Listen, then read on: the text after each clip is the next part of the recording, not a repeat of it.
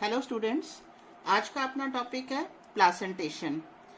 Placentation जो है इसका संबंध किससे है? विविपेरस यानी शिशु प्रजक यानी मैमेल्स जो सीधा बच्चों को जन्म देते हैं, उनके अंदर प्लासेंटा टेम्परेरी रूप में बनता है। अब जो विविपेरस हैं उनके अंदर जो एग होता है वो माइक्रो लिशिथियल प्रकार का होता है। माइक्रो मतलब कम, लिशिथियल मतलब योग, यानी कि योग बहुत कम मात्रा में होता है और पर्याप्त नहीं होता है जिससे कि उस योग की सहायता से एम्ब्रियो का डेवलपमेंट हो सके।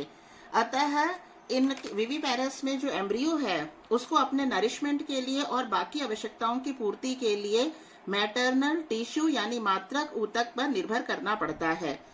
तो जिस समय एम्ब्रियो का डेवलपमेंट हो रहा होता है उस समय जो है मदर और फीटस के बीच में एक टेम्परेरी कनेक्शन डेवलप होता है, एक अस्थायी संरचना बनती है किसके बीच में? मदर और फीटस के बीच में, जिसकी सहायता से फीटस को पोषण मिलता है मदर से, फीटस को श्वसन के लिए ऑक्सीजन मिलती है मदर से, और फीटस में जो कार्बन डाइऑक्साइड रिलीज कर रहा है वो फीटस से मदर तक पहुंचा दिया जाता है और एक्सक्रीटरी प्रोडक्ट जो बनता है फीटस में वो यूरिया के रूप में फीटस से मदर तक पहुंचा दिया जाता है। तो ये जो आदान प्रदान हो रहा है ये किसकी सहायता से हो रहा है? बाय द टेम्परेरी कनेक्शन यानी अस्थायी संरचना। और ये अस्थायी संरचना जो है ये क्या कहलाती है? प्लासेंटा। तो आज हम प्लासेंटा के बारे में डिटेल में पढ़ते हैं। एक डेफिनेशन हम याद कर लें, अलग अलग डेफिनेशन वैज्ञानिकों ने दी है, उसमें से हम एक याद कर लेते हैं। जेनकिसन वैज्ञानिक का नाम है, हमें याद रखने के लिए बहुत इजी वे है, हम इसे दो शब्दों में बांट दें। जैनकी की जगह हम एक बार कर दे जानकी, ठीक है? जनक की पुत्री और सन, तो जानकी के सन कौन थे? लव और कुश। तो ऐसे हमें याद रहेगा जेनकिसन वैज्ञानिक का नाम है, बहुत सिंपल है, अब आपको परमानेंट ये नाम याद हो जाएगा, ठीक है? तो जेनकिसन ने जो परिभाषा दी थी प्लासेंटा की वो दी थी on the basis of structure and function, यानी उनकी संरचना कैसी है प्लासेंटा की और उसका कार्य क्या है, इस आधार पर जेनकिसन ने प्लासेंटा की परिभाषा दी। सबसे पहले संरचना में उसने क्या बताया कि प्लासेंटा वह संरचना है जिसमें माता के गर्भाशय की भित्ति और भ्रूणीय कोरियोन के साथ संयोजन होता है। अब यहाँ देखो, यहाँ डायग्राम में मैंने बता रखा है, ये यूट्रस का बनाया है डायग्राम और यूट्रस के अंदर डेवलपिंग एम्ब्रियो है यहाँ पर। तो यूट्रस की एंडोमेट्रियम यानी गर्भाशय का अंतः स्तर और ये जो डेवलपिंग एम्ब्रियो है इसकी आउटर मोस्ट लेयर कौन सी बताई थी आपको? कोरियोन। इससे पहले वाले वीडियो में बताई थी ना, एक्स्ट्रा एम्ब्रियोनिक मेम्ब्रेन, तो आउटर मोस्ट कौन सी थी? कोरियोन। तो यूट्रस की एंडोमेट्रियम और जो एम्ब्रियो है इसकी कोरियोन, तो इन दोनों लेयर्स के बीच में क्या होता है? संयोजन, और इस तरह से बनता है प्लासेंटा। ये तो हो गया इसकी संरचना। और कार्य इसका क्या है? माता और भ्रूण के बीच पदार्थों का आदान प्रदान, जो पहले बताया था, फूड का, ऑक्सीजन का, कार्बन डाइऑक्साइड का, एक्सक्रीटरी प्रोडक्ट का आदान प्रदान कहाँ से? माँ और भ्रूण के बीच में। तो इस तरह से जेनकिसन ने जो परिभाषा दी वो दी on the basis of structure and on the basis of function. अब हमने यहाँ देखते हैं स्ट्रक्चर ऑफ प्लासेंटा। प्लासेंटा के स्ट्रक्चर में दोनों जो है यानी माँ और जो एम्ब्रियो है, भ्रूण है, उन दोनों के ऊतक जो है वो पार्टिसिपेट करते हैं, भाग लेते हैं और उससे बनता है प्लासेंटा। तो मैटरनल पार्ट कौन सा है यानी मात्रक हिस्सा कौन सा है प्लासेंटा में? जो अभी यहाँ बताया था, गर्भाशय की एंडोमेट्रियम यानी यूट्रस की एंडोमेट्रियम अंतः स्तर, इसके अलावा इसके बाद में है इसका कनेक्टिव टिश्यू और उसके और डीप में है ब्लड कैपिलरीज। इसी तरह से जो भ्रूण है उसका कौन सा हिस्सा भाग लेता है प्लासेंटा फॉर्मेशन में? भ्रूण की एक्स्ट्रा एम्ब्रियोनिक मेम्ब्रेन, जिसमें मेन कौन सी है? कोरियोन। इसके अलावा इसके अंदर की तरफ क्या है? फिर कनेक्टिव टिश्यू और अंदर क्या है? इसमें ब्लड कैपिलरीज, ठीक है? तो इसमें क्या होता है, जो यूट्रस की जो एंडोमेट्रियम है, ये एंडोमेट्रियम जो है इसके अंदर दरारें बनने लग जाती हैं। यहाँ एक्सप्लेन करके दिखाया थोड़ा सा। ये सपोज करो एंडोमेट्रियम है, तो एंडोमेट्रियम में ये दरारें बन जाएंगी, इन दरारों को कहते हैं क्रिप्ट्स। और इन दरारों में कोरियोन जो है, कोरियोन जो लेयर है एम्ब्रियो की, इसमें माइक्रोविलाई डेवलप होता है, रसांकुर। तो ये रसांकुर इन माइक्रोविलाई में अपने आप को फिट कर लेते हैं, ठीक है? तो इस तरह से जो है क्या फॉर्म होता है? एक temporary connection between mother and the developing embryo which is known as placenta. अब हम लेते हैं डेवलपमेंट किस तरह से हो रहा है प्लासेंटा का। अभी जैसे बताया, प्लासेंटा के विकास में मात्रक और भ्रूणीय ऊतक दोनों जो है दोनों के मिलने से बनता है प्लासेंटा। निषेचन के उपरांत यानी आफ्टर फर्टिलाइजेशन क्या होगा, डेवलप होगा एम्ब्रियो, और जिस समय एम्ब्रियो डेवलप होगा उसके बाद में एम्ब्रियो अपने आप को फिट कर लेगा, रोपित कर लेगा किसके अंदर, माँ के गर्भाशय में। ठीक है, तो जिस समय फर्टिलाइजेशन हो रहा है फिर उसके बाद में डेवलपमेंट शुरू हो रहा है एम्ब्रियो का, और डेवलपमेंट शुरू होने के बाद में जब ब्लास्टोसिस्ट वाली अवस्था आती है तो उस अवस्था में वो एम्ब्रियो जो है या एम्ब्रियो अपने आप को माँ के गर्भाशय में रोपित करता है। तो इसी दौरान जिस समय ये प्रोसेस हो रहा होता है उसी समय जो माँ का जो गर्भाशय है वो गर्भाशय अपने आप को तैयार करता है किस चीज के लिए, जो फर्टिलाइज्ड जो एग है उसको रोपित करने के लिए। इससे पहले की एक वीडियो में जब मैंने आपको रिप्रोडक्टिव सिस्टम इन फीमेल बताया था उस समय आपको मैंने बताया था स्पेशली इन ह्यूमन बींग्स के अंदर जो फीमेल है उसके अंदर आफ्टर प्यूबर्टी की एज के बाद में 28 दिन की साइकिल रिपीट होती है। ठीक है, तो इस 28 दिन की साइकिल में आपको ये बताया था मैंने कि 3 फेजेस मेन हम कर सकते हैं किसके, यूट्रस की। तो यूट्रस में फर्स्ट जो फेज होती है 0 से या 1 से 5 वो कौन सी होती है, मेंस्ट्रुएशन फेज होती है। उसके बाद में 6 से लेकर 13 तक होती है प्रोलिफरेशन। प्रोलिफरेशन मतलब जो यूट्रस की जो वॉल है वो वॉल जो है वो ग्रोथ करती है यानी मोटाई गेन करती है, वो अपने आप को प्रिपेयर करती है फर्दर फर्टिलाइज्ड एग को रिसीव करने के लिए। और 14th डे होता है ओव्यूलेशन। 14th डे क्या होगा, ओव्यूलेशन।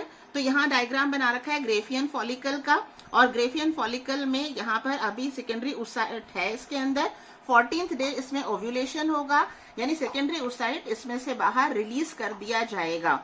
ये जो सेकेंडरी ओसाइट रिलीज किया गया है ग्रेफियन फॉलिकल से ओवरी के बाहर आ गया और ये रिसीव कर लिया जाता है किसके द्वारा, फैलोपियन ट्यूब के द्वारा। और जो फर्टिलाइजेशन की प्रक्रिया है वो फैलोपियन ट्यूब में होगी। और ये जो रिमेनिंग पार्ट है ग्रेफियन फॉलिकल का यानी आफ्टर ओव्यूलेशन जो रिमेनिंग पार्ट है ग्रेफियन फॉलिकल का ये किसमें कन्वर्ट हो जाता है, कॉर्पस ल्यूटियम में। यहाँ बता रखा है ओसाइट बाहर रिलीज हो रहा है और ये रिमेनिंग पार्ट बच गया। ये रिमेनिंग पार्ट ग्रेफियन फॉलिकल का it gets convert into corpus luteum यानी पीतक पिंड। येलो कलर की सेल्स इसमें डिपोजिट होने लग जाती हैं। अब इसका कार्य होता है कि यह सिक्रीट करता है प्रोजेस्टेरॉन हार्मोन।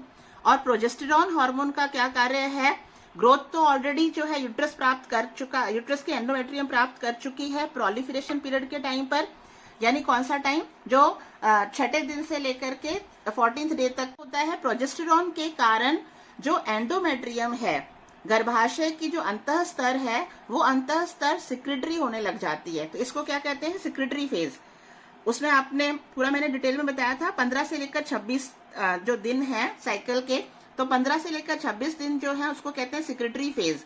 तो सिक्रेटरी फेज मतलब क्या है कि जो यूट्रस की एंडोमेट्रियम है वो बहुत ज्यादा वस्कुलर हो जाती है और ग्लैंडुलर हो जाती है, यानी ग्लैंड्स जो है वो ज्यादा डेवलप्ड हो जाती है और आर्टरीज और वेन्स जो है वो भी पूरी तरह से डेवलप हो जाती हैं। तो इस समय ये इस प्रकार अपने आप को तैयार करता है किस चीज के लिए, फर्टिलाइज्ड जो एम्ब्रियो है उसको क्या करने के लिए, रोपित करने के लिए। ठीक है, अब आते हैं अपन इसमें से कि जो है रोपण के लिए गर्भाशय अंतःस्थल स्थूल, कोमल, आर्द्र और रक्त केशिकाओं से समृद्ध हो जाता है। अब एंडोमेट्रियम का वो हिस्सा जिससे प्लासेंटा बनता है उस हिस्से को कहते हैं डेसिडुआ, और एंडोमेट्रियम का वो हिस्सा जिससे प्लासेंटा नहीं बन रहा है उसको कहते हैं डेसिडुआ कैप्स्युलरिस। तो दो शब्द हुए। एंडोमेट्रियम का वो पार्ट जो प्लासेंटा फॉर्मेशन में भाग ले रहा है उसे कहेंगे डेसिडुआ बेसिलस, और एंडोमेट्रियम का वो भाग जो प्लासेंटा फॉर्मेशन में भाग नहीं ले रहा है उसको कहेंगे डेसिडुआ कैप्स्युलरिस। ठीक है, ये वापस वही डायग्राम मैंने बताया है कि एंडोमेट्रियम के अंदर जो है क्रिप्ट्स यानी दरारें बन जाती हैं, और जो एम्ब्रियो है उसकी जो आउटर मोस्ट लेयर है कोरियोन, उसके अंदर माइक्रोविलाई डेवलप हो जाते हैं और ये माइक्रोविलाई इन क्रिप्ट्स के अंदर धंसते हैं। ठीक है, अब जो विलाय है इसका मेन कार्य क्या होता है, to increase the surface area for absorption. अब है इसमें रोपण का समय। रोपण के समय भ्रूण कौन सी अवस्था में होता है, रोपण कब होता है? जब भ्रूण ब्लास्टोसिस्ट अवस्था में पहुंच जाता है। ठीक है, आप वापस थोड़ा सा इसमें रिवाइज करो। जैसे ओव्यूलेशन हुआ 14th डे ओव्यूलेशन हुआ, उसके बाद में वो जो सेकेंडरी oocyte है वो पहुंच जाता है फैलोपियन ट्यूब में। फैलोपियन ट्यूब के एम्प्यूला वाले भाग में होता है फर्टिलाइजेशन। और हमें पता है कि ओवा का लाइफ स्पैन होता है 24 आवर्स और स्पर्म का लाइफ स्पैन होता है 2 डेज। ठीक है, तो फर्टिलाइजेशन के केवल 24 घंटे तक ही सेकेंडरी oocyte जो है वो सर्वाइव रहता है। अगर उस समय तक वो स्पर्म के कांटेक्ट में आता है तो फर्टिलाइजेशन हो जाएगा। अगर 24 आवर्स तक वो स्पर्म के कांटेक्ट में नहीं आता है तो जो है वो डिस्ट्रॉय हो जाएगा। ठीक है, फर्टिलाइजेशन होने के बाद में 30 आवर्स के बाद में शुरू होता है क्लीवेज यानी विदलन अवस्था। विदलन के कारण क्या बनेगा? अब जाइगोट एक कोशिकीय है तो अब बनेगा 2 कोशिकीय, 2 से 4, 4 से 8, 8 से 16 और 3 से 4 दिन के बाद में बन जाता है मॉर्यूला यानी सॉलिड मास ऑफ सेल्स। ठीक है, नेक्स्ट 3 डेज के बाद में ये जो मॉर्यूला है ये कन्वर्ट हो जाता है ब्लास्टोसिस्ट में और ब्लास्टोसिस्ट पहुंच जाता है गर्भाशय में। ठीक है, अब इस अवस्था में इसका रोपण होगा यूट्रस के अंदर यानी गर्भाशय में। ठीक है, अब यहाँ कितना टाइम हो गया? 30 आवर्स यानी ऑलमोस्ट 1 डे, फिर ये 3 दिन और ये 3 दिन यानी 3, 3, 6 और 1, 7 यानी लगभग 7 दिन बाद में। तो लगभग ओव्यूलेशन के 7 दिन बाद में ब्लास्टोसिस्ट का जो है वो रोपण होता है गर्भाशय में। अब यहाँ पर ये डायग्राम शो किया है, ये ब्लास्टोसिस्ट अवस्था है। इसमें जो आउटर मोस्ट लेयर है वो ट्रांसपेरेंट है, पारदर्शी आवरण, जिसे कहेंगे जोना पेल्यूसिडा। उसके बाद में जो अंदर की लेयर है इसके वो कहलाएगी ट्रोफोब्लास्ट और उसके अंदर की जो लेयर है वो है मीजोडर्म। तो ट्रोफोब्लास्ट हम इसे एक्टोडर्म भी कह सकते हैं। तो एक्टोडर्म और मीजोडर्म, तो ये ब्लास्टोसिस्ट बताया है मैंने। तो इसमें ट्रोफोब्लास्ट और मीजोडर्म मिलकर के बनाते हैं कोरियोन। और कोरियोन जैसे मैंने पहले बताया था, chorion is the outer most layer of developing embryo. ठीक है, अब ये जो कोरियोन है इसके अंदर क्या डेवलप होने लग जाते हैं? रसांकुर यानी विलाय। ठीक है, अब ये रसांकुर जो है, पहले ट्रोफोब्लास्ट सिंगल लेयर है, यहाँ पर सिंगल लेयर है, लेकिन उसके बाद में ये डिवाइड होती है और बाई लेयर बन जाती है यानी 2 लेयर बन जाएंगी। इसके साथ साथ में ट्रोफोब्लास्ट एंजाइम सिक्रीट करती है, लाइटिक एंजाइम। इस लाइटिक एंजाइम का क्या कार्य है?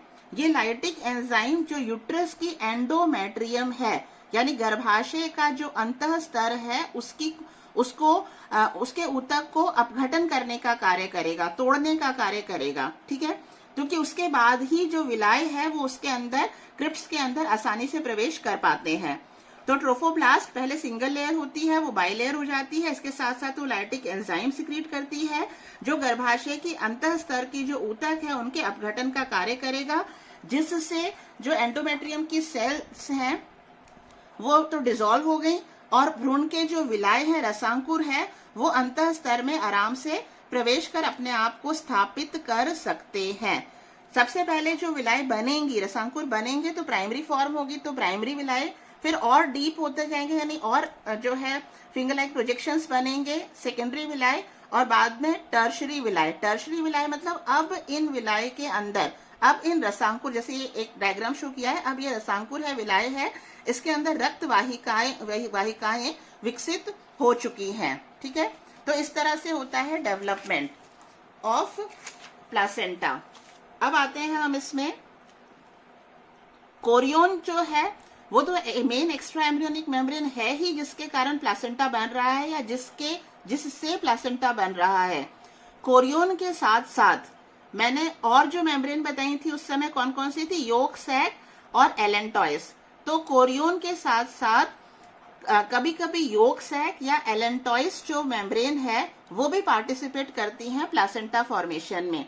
अब कोरियोन तो मेन है, उसके साथ में योक सैक मिलकर के प्लासेंटा बना रही है या कोरियोन के साथ में एलेंटॉइस की मेम्ब्रेन भी मिलकर के प्लासेंटा बना रही है। इस आधार पर प्लासेंटा 2 प्रकार के होते हैं, नाम भी उसी आधार से है। योक सैक प्लासेंटा मतलब कोरियोन प्लस वाइटलिन। तो placenta which is formed by chorion and vitelline यानी कोरियोन एंड योक सैक, उसको क्या कहेंगे? Chorio vitelline placenta. और placenta which is formed by chorion and allantoic membrane, तो वो क्या कहलाएगा? Chorio allantoic placenta. पहले आप डायग्राम से समझ लो। इसमें ये डायग्राम बनाया है, इसमें this is an embryo, embryo को जस्ट पूरा कवर करने वाली जो मेम्ब्रेन होती है वो कहलाती है एमनियन। ठीक है, इसका कोई रोल नहीं है प्लासेंटा फॉर्मेशन में। यहाँ ये येलो कलर का जो पोर्शन बनाया है ये है योक और इसके बाहर है योक सैक।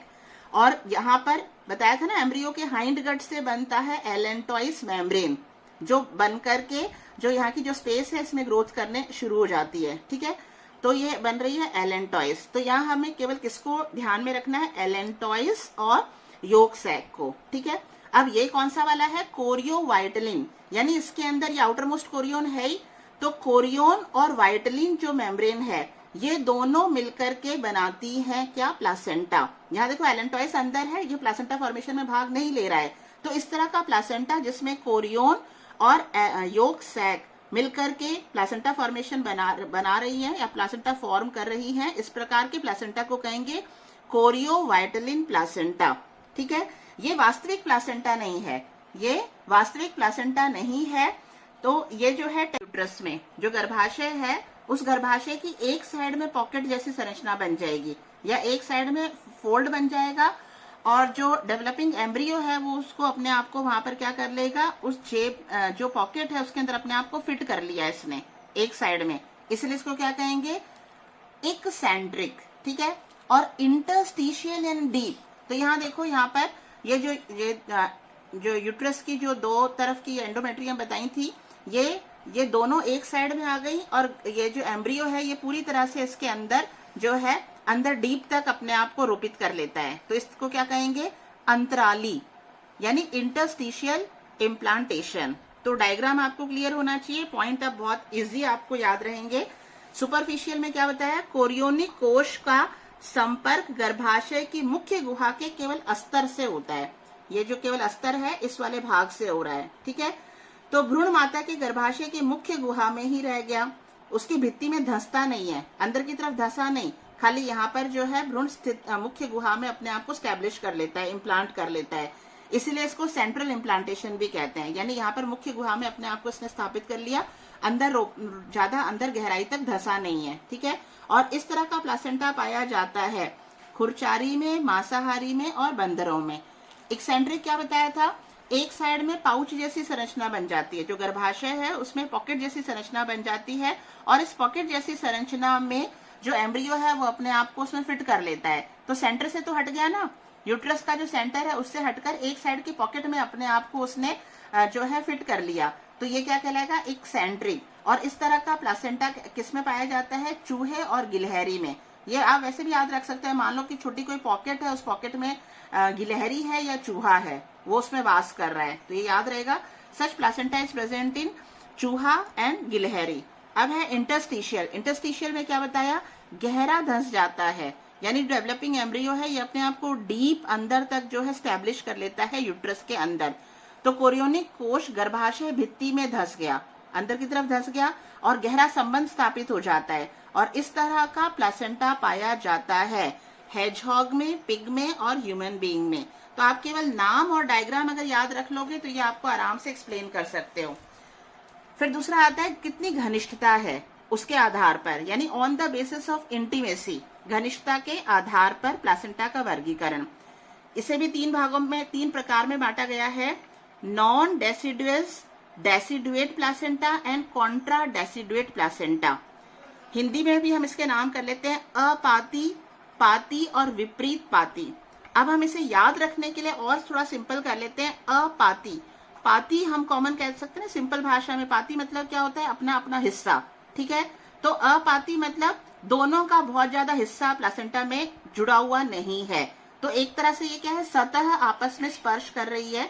सतह किसकी, डेवलपिंग एम्ब्रियो जो है उसकी कोरियोन की, और जो यूट्रस है उसकी एंडोमेट्रियम, यानी दोनों की सतह आपस में जो है टच कर रही है केवल। ठीक है, तो दोनों क्या है, अपाती, यानी दोनों का कोई बहुत ज्यादा जो है उसमें कंट्रीब्यूशन नहीं है, खाली स्पर्श कर रहे हैं, तो ये क्या कहलाएगा, अपाती।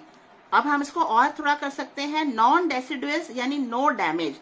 अब दोनों जो लेयर है वो खाली स्पर्श ही तो कर रही है, सतह ही तो कर रही है, तो उसके बाद में जब इनको अलग होना होगा, यानी जब डिलीवरी होगी, एम्ब्रियो बाहर जो है डिलीवरी होगी, तो क्या होगा, ज्यादा केवल सतह से स्पर्श कर रहा है, तो सतह से स्पर्श कर रहा है, गहरा नहीं धंसा हुआ है, तो इसीलिए दोनों प्रकार की जो ऊतक है कौन कौन से?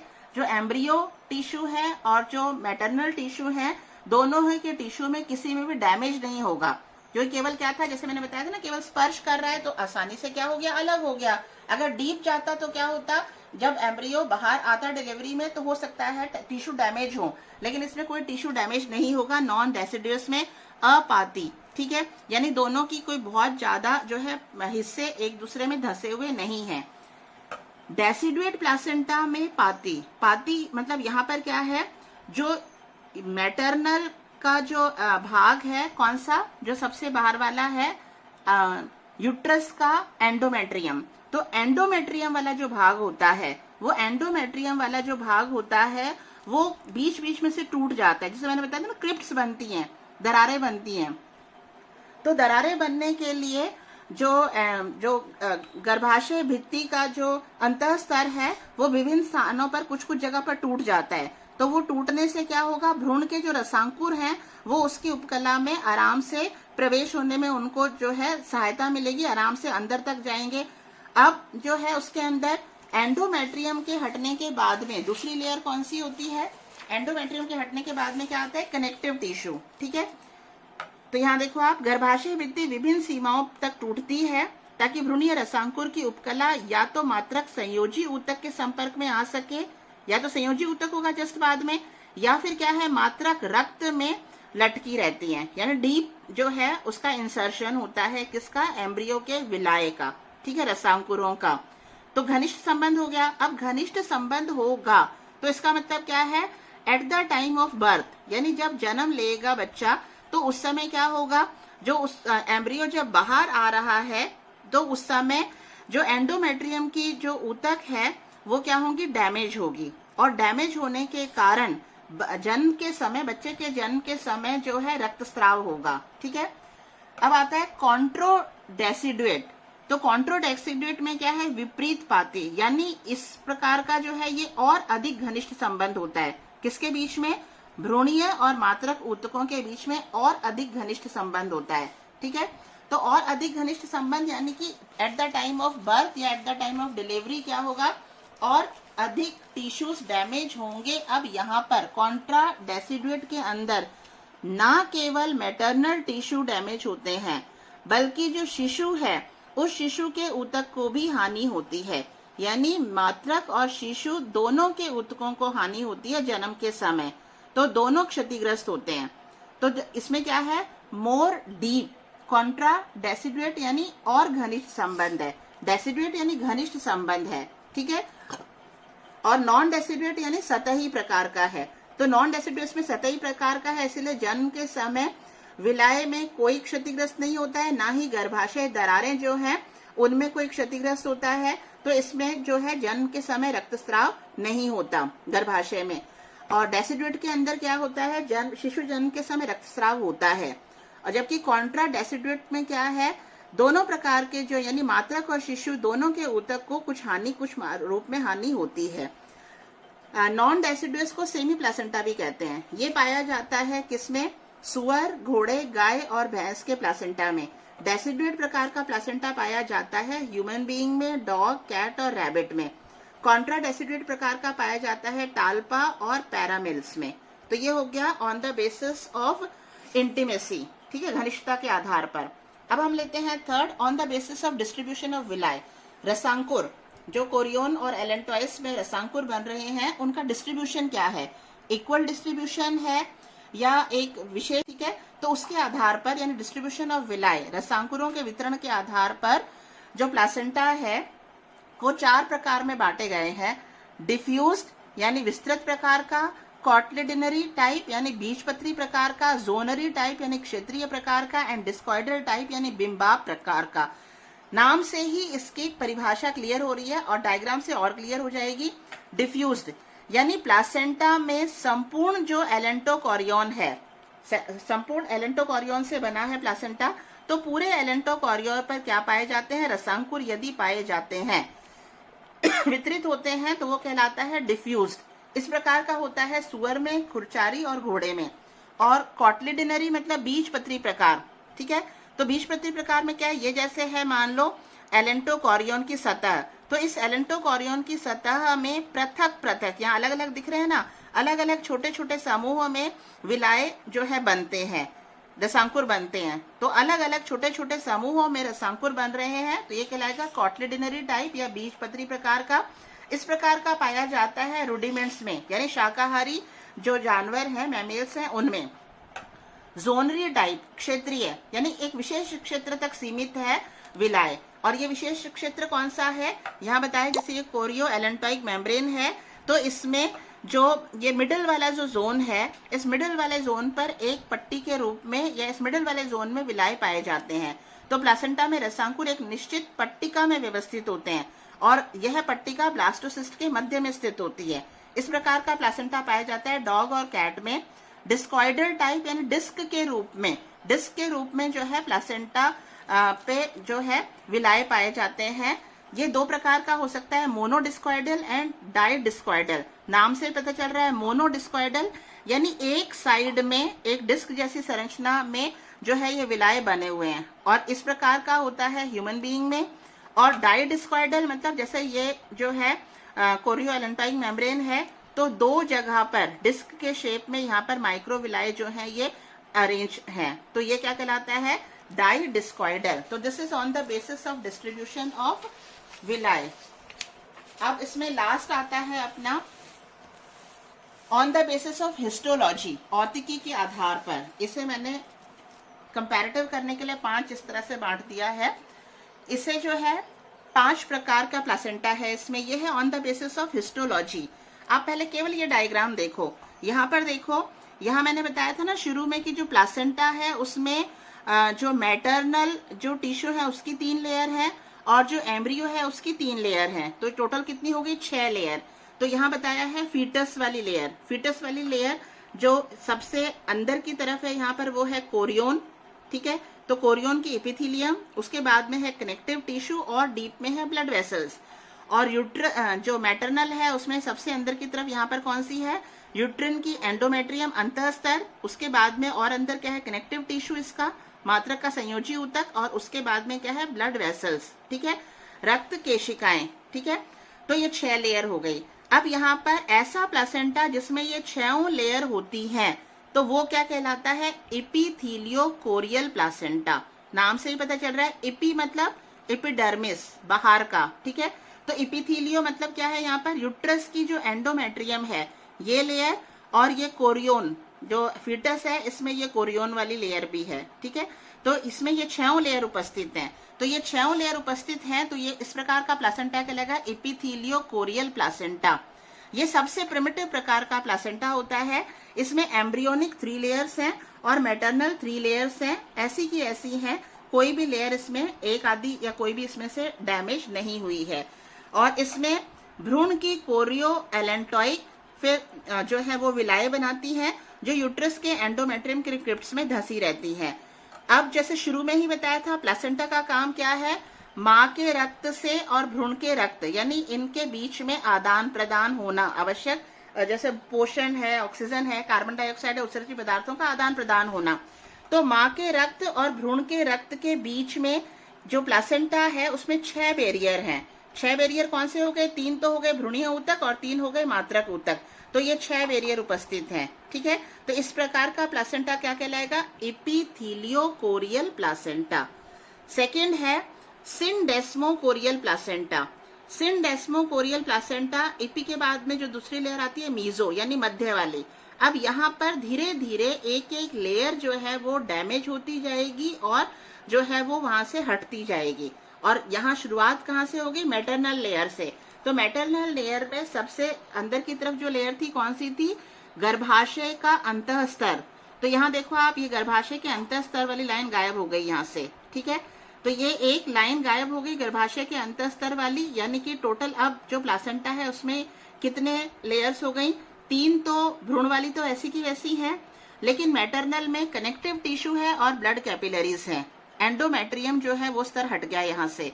तो इस प्रकार के प्लासेंटा में मात्रक स्तर से गर्भाशय उपकला क्षतिग्रस्त हो गई है, यानी एंडोमेट्रियम जो है यूट्रस की क्षतिग्रस्त हो गई और वो विलीन हो गई। तो इससे क्या होगा, ये जो कोरियोनिक मेम्ब्रेन है इसके जो विलाय हैं ये सीधा किसके कनेक्शन में आ गए, गर्भाशय के संयोजी ऊतक के, क्योंकि ये बीच की जो एंडोमेट्रियम है ये हट गई, तो ये सीधा जो विलाई है रसांकुर ये किसके संपर्क में आ जाते हैं, संयोजी ऊतक के संपर्क में आ जाते हैं। और प्लासेंटा में जो अवरोधी लेयर है वो कितनी हो गई, 5, यानी माँ के रक्त से भ्रूण के रक्त में जिस भी केमिकल का आदान प्रदान होना है उसको 5 बैरियर को पार करना पड़ेगा, 5 अवरोधक को पार करना पड़ेगा।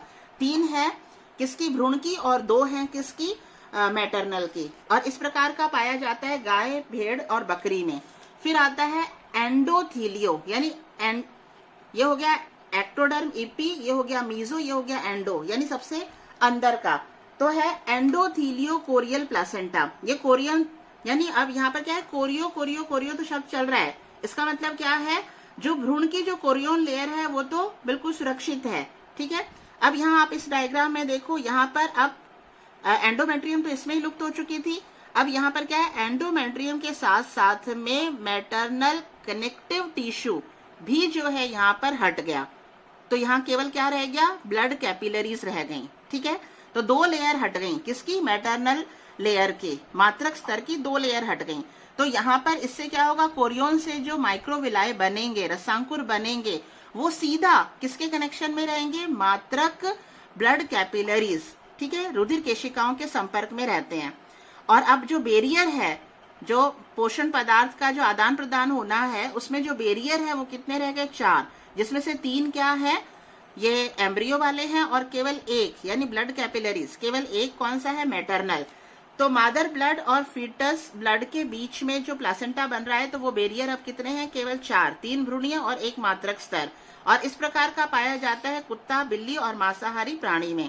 अब आते हैं हम हीमोकोरियल, हीमो मतलब क्या होता है, हीमोग्लोबिन, ठीक है। तो यानी अब क्या है, ब्लड कैपिलरीज, मात्रक का जो ब्लड कैपिलरीज है वो ब्लड कैपिलरीज भी टूट करके लुप्त हो जाएंगी। अब ब्लड कैपिलरीज भी टूटकर लुप्त हो गया, केवल रक्त पात्र, ब्लड साइनस रह गया।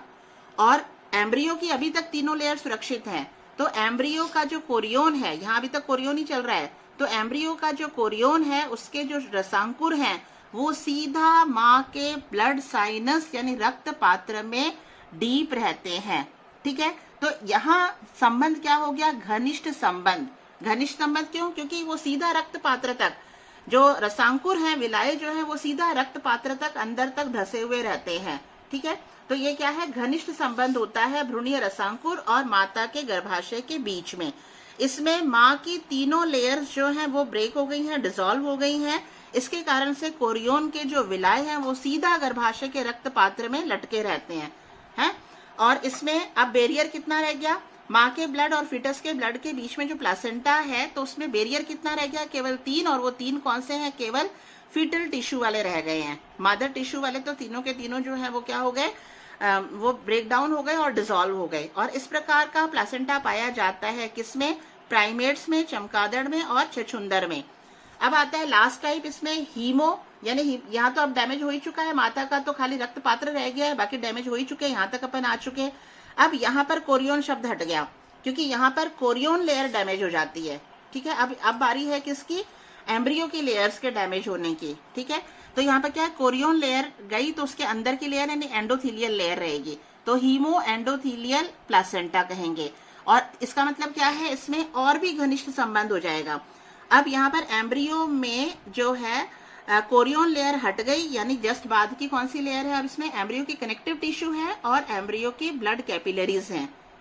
और यहाँ पर मैटरनल वाले भाग में तो तीनों लेयर ऑलरेडी डैमेज हो चुकी हैं, तो यह है रक्त पात्र। तो इसमें इस प्रकार को क्या कहेंगे, हीमो एंडोथीलियल प्लासेंटा। इसमें जो संबंध है भ्रूणीय रसांकुर और माता के गर्भाशय के बीच में संबंध और भी घनिष्ठ हो जाता है। और इसमें न केवल मैटरनल लेयर बट एम्ब्रियो की कोरोनो एलेंटॉइस भी विलुप्त हो जाती है, जिससे भ्रूण के रसांकुर सीधा मात्रक रक्त पात्र में लटके रहते हैं।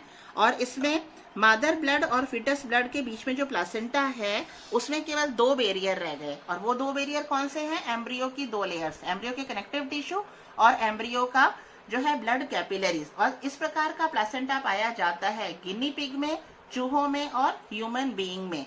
तो ये तो हो गया इसके क्लासिफिकेशन के बारे में। अब इसका बहुत ही सिंपल सा है कि फंक्शन क्या होता है प्लासेंटा का। सिंपल है but it is an important question. Function of placenta, सबसे मेन तो हम लेते हैं पोषण, ठीक है।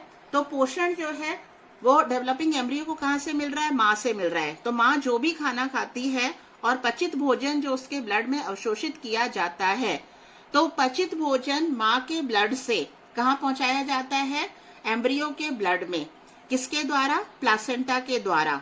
तो ब्लड में जो अवशोषित भोजन है वो एम्ब्रियो के ब्लड तक पहुंचाया जाता है पोषक पदार्थ। तो ये एरो क्या है, यहाँ से यहाँ जा रहा है पोषक पदार्थ थ्रू प्लासेंटा, विसरण विधि के द्वारा। यानी दोनों के ब्लड कभी भी आपस में डायरेक्ट कांटेक्ट में नहीं आते हैं, विसरण विधि के द्वारा जाएगा, ठीक है।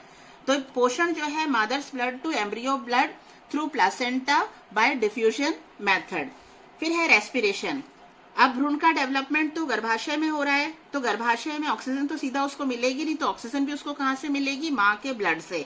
तो यहाँ देखो ये एरो दिख रही है, ऑक्सीजन यहाँ से मदर ब्लड से जा रही है एम्ब्रियो ब्लड में, और एम्ब्रियो जो कार्बन डाइऑक्साइड एक्सेल कर रहा है, तो वो कार्बन डाइऑक्साइड यहाँ से एरो आ रही है मदर्स ब्लड में। ये भी किसके द्वारा, बाय डिफ्यूजन। फिर है एक्सक्रीशन।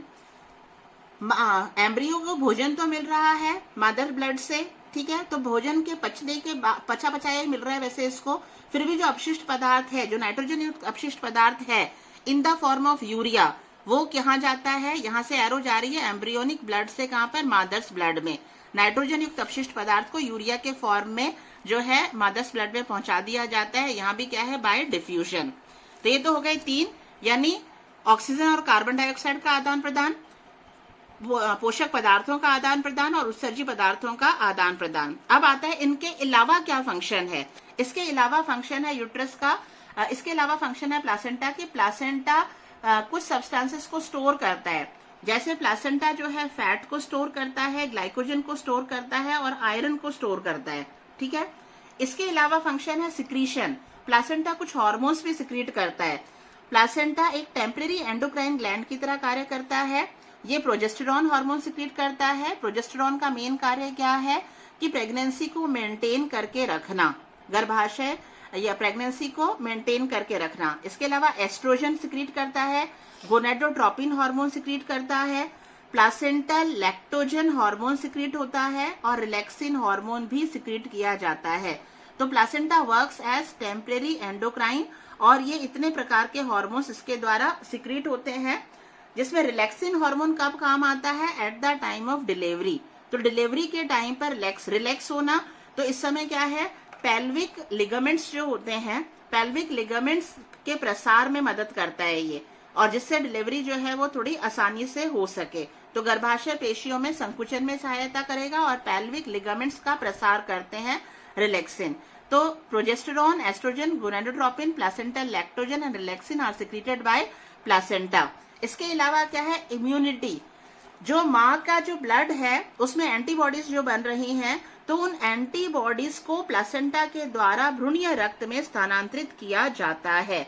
तो इस तरह से भ्रूण का इम्यून सिस्टम का कार्य भी किसके द्वारा किया जाता है, माँ के द्वारा, ठीक है। तो माँ के रक्त में जो एंटीबॉडीज बनी है वो प्लासेंटा के द्वारा भ्रूणीय रक्त में स्थानांतरित कर दी जाती है, जिससे भ्रूण में रोग प्रतिरोधक क्षमता विकसित होती है, और भ्रूण जो है वो डिप्थीरिया, मीजल्स या स्मॉल पॉक्स जैसे रोगों से उसे बचाया जाता है। And that is all about the placenta. Thank you.